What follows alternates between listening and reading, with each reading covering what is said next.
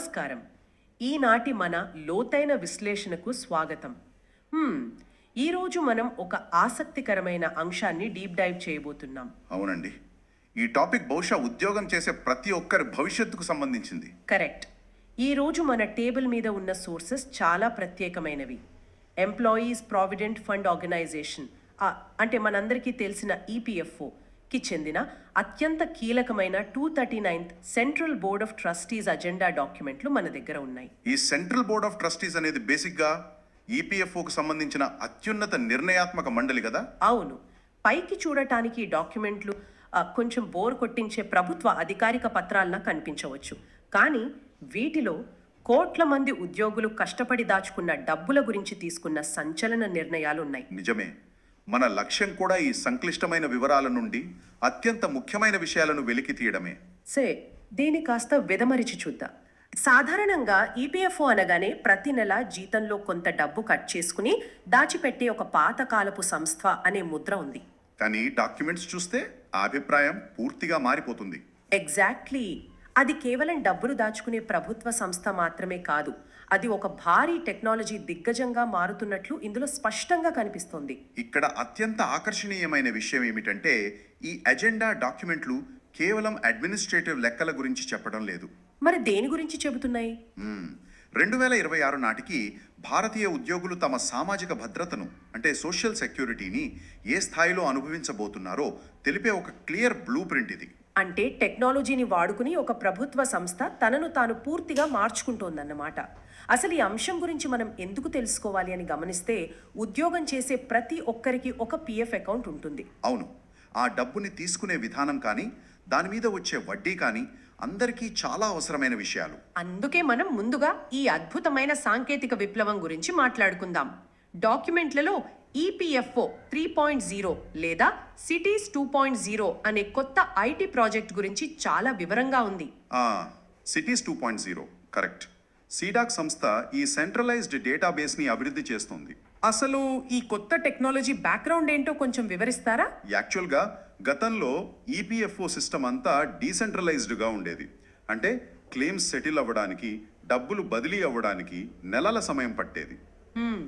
ప్రతి ఆఫీస్కి ఒక సర్వర్ ఉండేది కదా? అవునండి. కానీ ఇప్పుడు యూనివర్సల్ అకౌంట్ నంబర్ అంటే యూఏఎన్ ఆధారంగా దేశవ్యాప్తంగా ఒకే సెంట్రలైజ్డ్ డేటాబేస్ని సృష్టిస్తున్నారు. అంతా ఒకే గొడుగు కిందకు వస్తుంది. ఇది చాలా పెద్ద ప్రాజెక్ట్ కదా, మరి టెస్టింగ్ కూడా గట్టిగానే చేసుంటారు.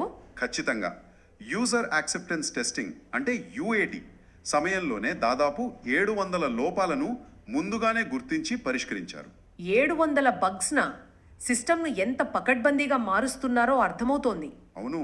మార్చి 2026 మొదటి వారం నుండి ప్యారలల్ రన్ కూడా మొదలవుతుంది.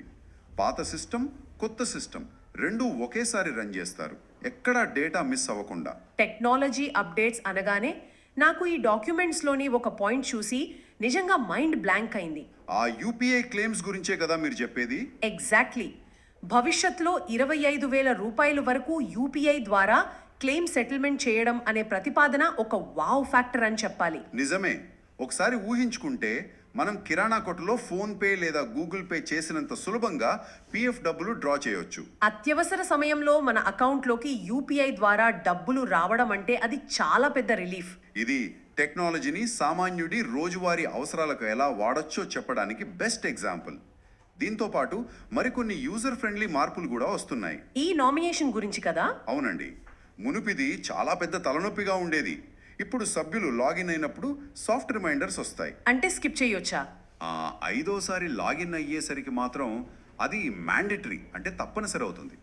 ఆ తర్వాతే మిగతా పనులు చేసుకోగలం. దీనివల్ల ఫ్యామిలీ మెంబర్స్కి ఎలాంటి న్యాయపరమైన ఇబ్బందులు రావు. చాలా మంచి ఆలోచన. అంతేకాదు, అన్ని క్లెయిమ్స్కి ఒకే సింగిల్ విండో సిస్టమ్ తీసుకొస్తున్నారు.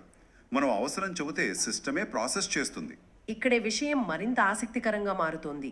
టెక్నాలజీ ఎంత ఉన్నా మన సొంత డబ్బుని మనకు అవసరం ఉన్నప్పుడు డ్రా చేసుకునే స్వేచ్ఛ ఉందా అన్నదే అసలు పాయింట్. అవును. ఆ విత్డ్రాయల్ రూల్స్లో చాలా సడలింపులు వచ్చాయి.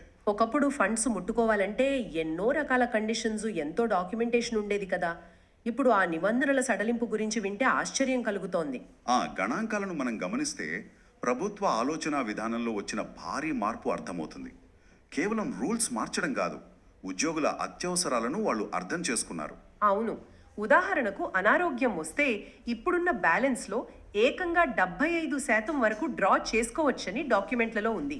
అది కూడా ఏడాదికి 3 సార్లు. కరెక్ట్. మెడికల్ ఎమర్జెన్సీ సమయంలో అప్పుల పాలు కాకుండా ఇది బాగా ఆదుకుంటోంది. అలాగే ఎడ్యుకేషన్ కోసం కూడా. పిల్లల విద్య కోసం అయితే 50% వరకు డ్రా చేయొచ్చు. మొత్తం సర్వీస్లో 10 సార్లు ఈ ఆప్షన్ వాడుకోవచ్చు. వివాహం కోసమైతే ఏకంగా 90% వరకు తీసుకునే అవకాశం ఉంది. అది కూడా సర్వీసులో 5 సార్లు. ఇక సొంతింటి నిర్మాణానికైతే 60 నెలల సర్వీస్ పూర్తి కాగానే 100% బ్యాలెన్స్ డ్రా చేసుకునే వెసులుబాటు ఇచ్చారు. అవునండి, లైఫ్ టైంలో 2 సార్లు దీన్ని వాడుకోవచ్చు. దీన్ని మనం మరింత విశాల దృక్పథంతో చూస్తే ఒక అద్భుతమైన విషయం అర్థమవుతుంది. ఏమిటది? కేంద్ర ప్రభుత్వం తరచుగా ప్రస్తావించే ఈజ్ ఆఫ్ లివింగ్ అంటే జీవన సౌలభ్యంలో ఇది ఒక భాగం. పిఎఫ్ అంటే కేవలం రిటైర్ అయ్యాక వచ్చే పైకం అనే భావన పోయింది. ప్రజలు కష్టకాలంలో ఉన్నప్పుడు తమ సొంత డబ్బు కోసం రోజుల తరబడి ఎదురు చూసే పరిస్థితి ఉండకూడదని ఈ మార్పులు చేశారు. ఖచ్చితంగా ఇది ఒక ఉద్యోగికి ఆర్థిక వెసులుబాటుతో పాటు మానసిక ప్రశాంతతను కూడా ఇస్తుంది. భద్రత మరియు పారదర్శకత అనగానే ఈ డాక్యుమెంట్స్లో మరో విభాగం గురించి మనం మాట్లాడుకోవాలి. అదే ఎగ్జెంప్టెడ్ ట్రస్టులు. అవును, కంపెనీలు సొంతంగా రన్ చేసుకునే పిఎఫ్ ట్రస్టులు. చాలా మందికి తెలియని విషయం ఏమిటంటే ఈ ట్రస్టుల నిర్వహణ కోసం గతంలో 4 వేర్వేరు స్టాండర్డ్ ఆపరేటింగ్ ప్రొసీజర్స్ ఉండేది. ఆ 4 సోపీల వల్ల కంపెనీలకు చాలా గందరగోళం ఉండేది. ఇప్పుడు వాటన్నిటిని కలిపి ఒకే సరళమైన నిబంధనావళిగా మార్చారు. దీనివల్ల ప్రక్రియ పారదర్శకంగా మారింది కదా.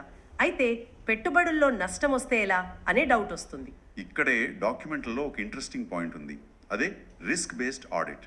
అంటే ఒకవేళ ట్రస్ట్ ఏదైనా తప్పుడు నిర్ణయం తీసుకుని పెట్టుబడుల్లో నష్టం వస్తే యాజమాన్యమే భరించాలా? అవును, script wise capital and interest loss జరిగితే ఆ నష్టాన్ని కేవలం 2 నెలల్లోపు యజమాని తన జేబులోంచి భర్తీ చేయాలి.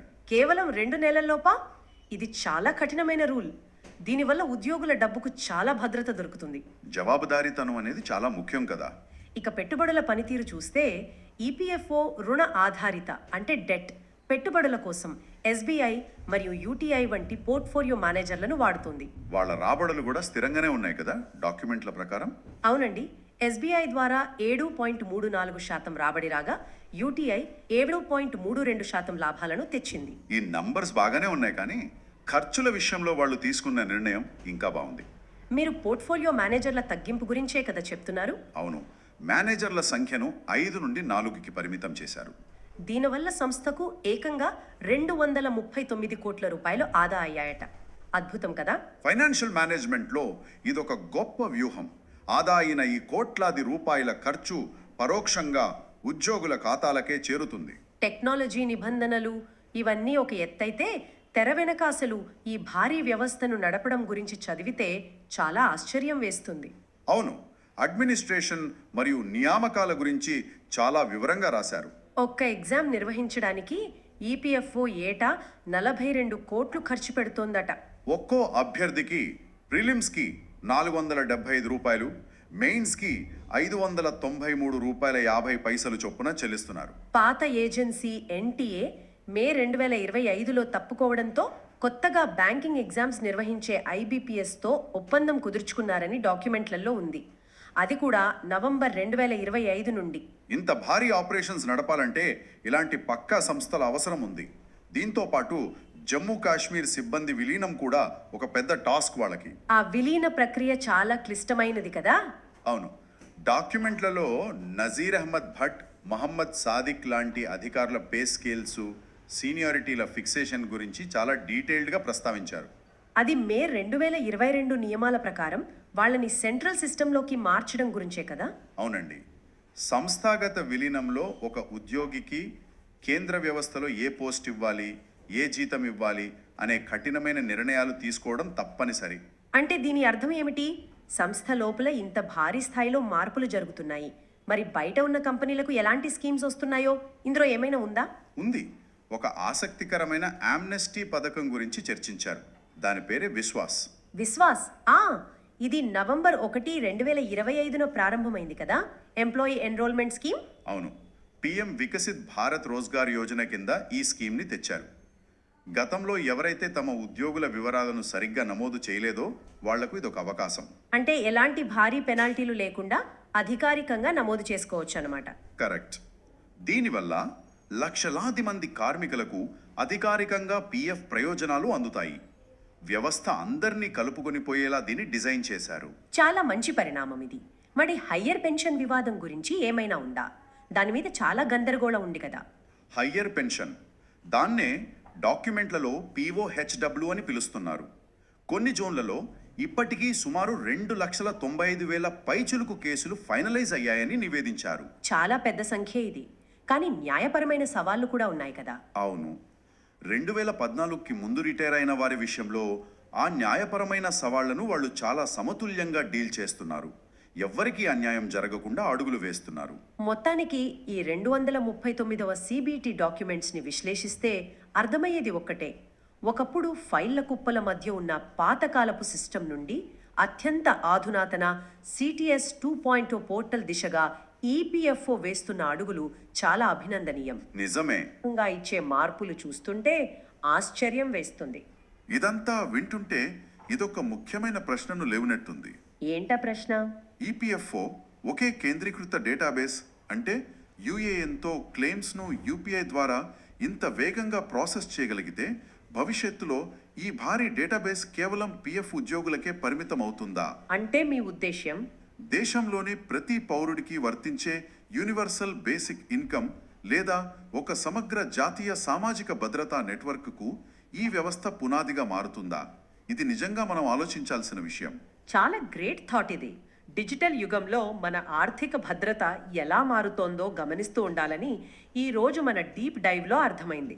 పాతకాలపు సిస్టమ్స్ కనుమరుగైపోయి ఆధునిక డేటాబేస్లు మనకు ఎలా అండగా నిలుస్తున్నాయో చాలా క్లియర్గా తెలుసుకున్నాం. ఈనాటి డీప్ డైవ్లో పాల్గొన్నందుకు ధన్యవాదాలు. మళ్ళీ మరో ఆసక్తికరమైన అంశంతో కలుద్దాం. అంతవరకు సెలవు.